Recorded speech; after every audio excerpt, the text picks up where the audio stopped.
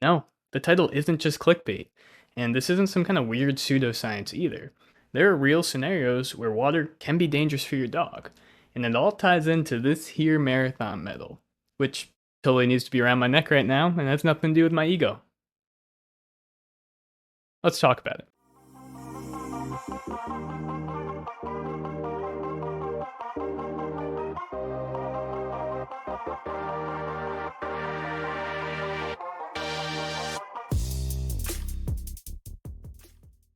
Little editor's trick here. It's clipped in the back because it's actually quite long and I don't think I could fit it in frame.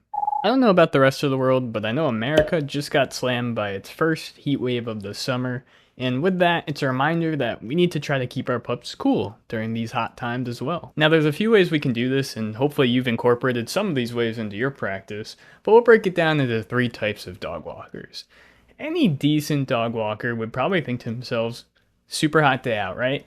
Maybe we can adjust our walk. And by adjustments, I mean we could start our walk at different times as long as you have the flexibility, as long as the client has the flexibility. Let's try our best to stay away from maybe that like noon hour to like that 3:30 hour, because 3 o'clock is when it's typically the hottest out. Maybe walk a little earlier in the morning, a little later in the evening. We could even change where our walk is located. So instead of being on the asphalt or the concrete where that retains a lot of heat, maybe we take our walk to a grassy park or to a dirt trail. Now that's something that a decent dog walker would think of. Now a good dog walker always has water on them as well, because they know that dogs sweat through their tongue. So the most efficient way to cool a dog down is to essentially make sure that they're drinking enough water. Other ways you can cool them down is by splashing that water on their paws, because those paws can get burned on the sidewalk. Additionally, the underbelly is a quick way to cool a dog down as well. But an elite dog walker knows that too much water can actually spell disaster for your dog. The culprit being hyponatremia. Yeah, hyponatremia. It's quite the term, huh? Now, I personally first learned about this term and this condition when I was training for my first marathon. First and last, I walked like 2 miles of the thing.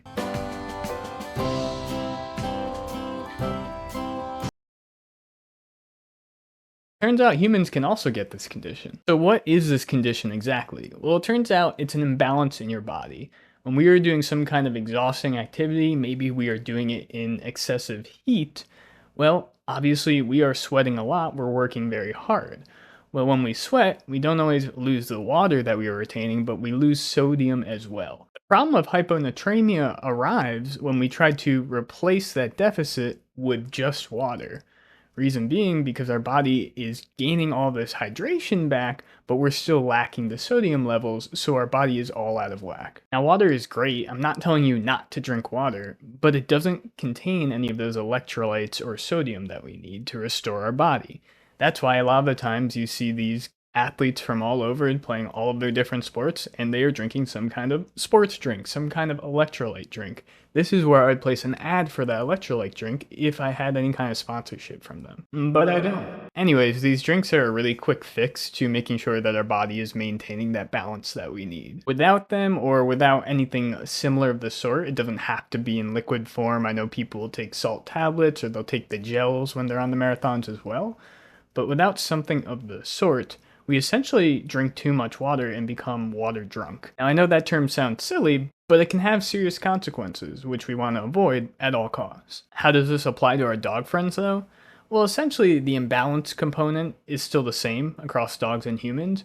The key difference being is that when dogs sweat through their tongues, they actually don't lose nearly as much sodium as we do as humans when we sweat through, pretty much everywhere else. So it's generally not a problem for dogs, but there are scenarios where it can be, especially if a dog is gulping large amounts of water. So although their sodium levels are kind of at their normal level, they are just ingesting way too much water, and then they're developing this water drunk scenario that we find ourselves in as humans. But let's throw this to a real life example. So one situation where this could occur in is if, let's say, you are taking your dog to your lake house. Dog's having a ton of fun, jumping in and out of the water, maybe you're retrieving a ball, you're throwing it out, they're bringing it back, they're going back in.